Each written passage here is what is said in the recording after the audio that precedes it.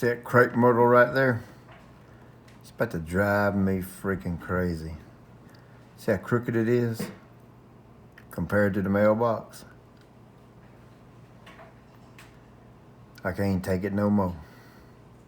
Hey there, it's Pete, GCI Turf. Hope you're having a great day. And this thing's about to drive me crazy. Every time I come out the house to go to work, I look at it. Every time I come in the door from work, I look at it. Every time I'm in the yard, I look at it. And this crepe myrtle, this is a patio style crepe myrtle, is leaning one way. And I can't take it no more. So I went to Site 1 today to pick up a piece of equipment. And I saw these things right here. It's called a tree frog.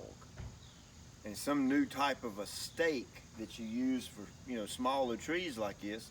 So we're going to try it out and see how good it works, and we'll see what it's about. Now, before I go putting the stakes on this tree, what I'm going to do is I'm going to trim it up a little bit. Now, this weekend, I'm going to post a longer video about how I prune my big crepe myrtles during the summertime and my philosophy on that. But you can see it's doing quite well. It's blooming profusely. This is actually the second wave of blooms it's put off. It's put one set of blooms off, and here it goes again, blooming again. And to give you the history on the maintenance on this, this year it's had 2 applications of Flora-Green. I put 6 ounces on this one tree each application. I done one right as it was coming out of dormancy, and as it began to leaf out, I fed it.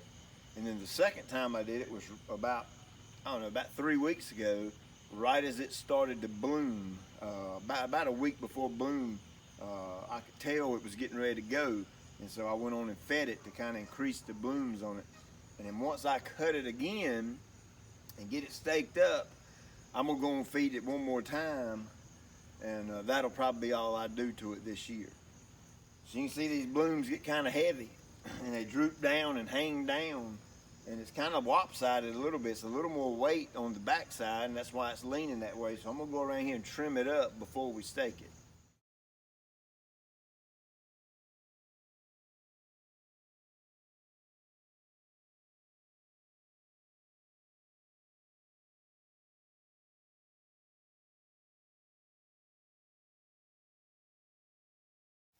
All right, so next I'm going to put this stake in the ground, or these stakes. It's called tree frog. Picked them up at Site 1. Look pretty interesting. It's looks like 3 separate pieces here. We'll put that one up over there. One in the back and one here. And what I'm gonna do is I'm gonna come up around here and grab it right here, so that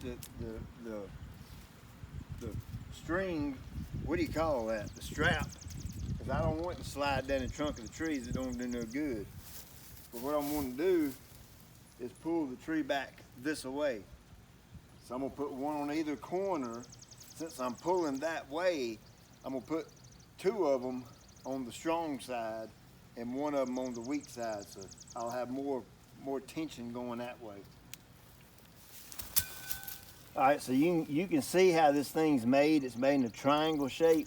That way when it goes down in the dirt kind of, it's got a good flat surface to anchor against. Now, you see this hole? They make a tool. It's kind of like a post hole digger that goes in here that drives these things way in the ground. Well, I didn't want to spend however much money it was, because I only got 1 tree. So I'm going to improvise a little bit. I'm going to take a sledgehammer and get it started like that. Then I got a piece of 1-inch steel tubing. I'm going to get it down in there with.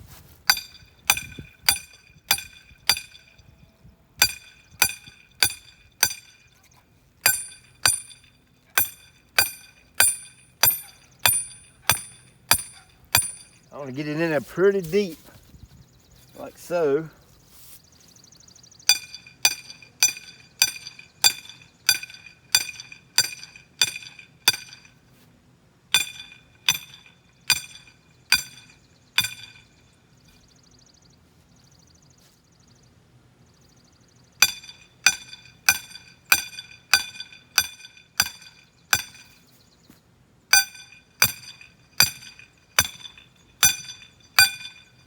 think you're supposed to pull this tight. Uh-oh. Whoops. Problem is, either I'm not getting it deep enough, or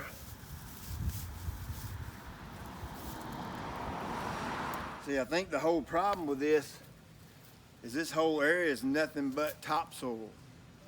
Because when I moved in this house, this used to be a ditch, kind of like on the side of the road, and I filled it all in level, okay? Because I'm at the apex where the water goes that way, and the water goes that way, so I really didn't need a ditch. So I got it okayed by DOT to come in and fill these ditches in, so I got a good smooth place to mow.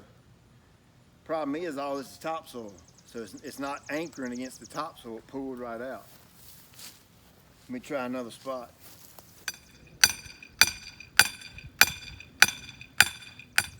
That's pretty dang deep right there. Oh yeah, that's much better. So I just didn't get it deep enough what it was. All right, so I have no clue how this works. It would have probably helped to have read the instructions, but you know how stubborn males are. They really don't do that. I think this runs back through this other hole, like so.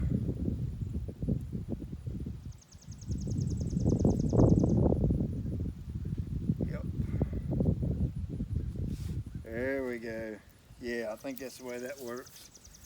I'll go in and read the instructions afterwards, after the fact.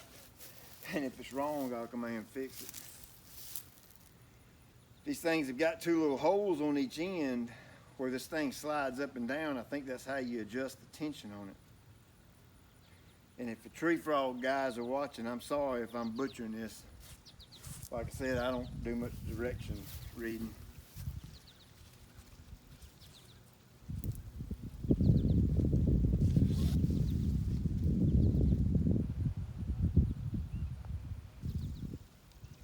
Oh yeah, okay. I'm seeing it, and then I guess you would.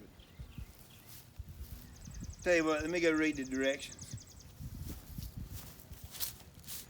All right, this little piece right here is called a tool-free tensioner. And you run the strap through one hole around the tree and out the other hole. You push the tree tight and you tie a knot in this end so that it kind of locks it in. So let's see how this works. You want to make sure you pull it extra good and tight so the tree don't give any after you get it strapped. Matter of fact, I'm not even going to do it that way. I'm going to do it like I'm going to wrap it around here and then tie it. That seems a little easier for one guy, and I'm sure they got an easier way to do it, but I'm going to do it that way. I'm sure their way is a lot easier, but we're going to go with that. It's pretty straight. I'm just going to put this one on here to kind of keep it from going back the other way. All right, well, there you go. It's good and straight. Now when I come in from work, I won't have a fit. You can see how this just kind of knots around right there. Kind of goes in, loops around. And, you know, that ain't going nowhere. So that one's already come loose a little bit, so I'm gonna retighten that one. But anyway, that's how it works. And again, if somebody from Tree Frogs watching this, I apologize if I butchered your product, but it works really, really good. It's simple, it's dirt cheap. I think I only paid about 12 or 13 bucks with the 3 straps. So get your tree right. Yep, look at there. She's straight in line with the mailbox.